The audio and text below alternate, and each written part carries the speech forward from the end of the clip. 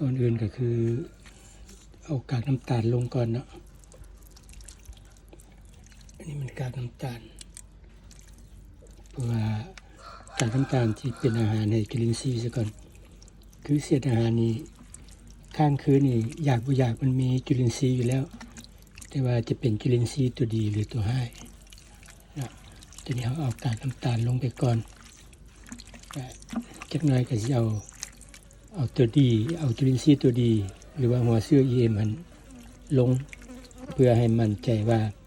มันต้องเป็นจุลินทรีย์ตัวดีอยู่ในนี้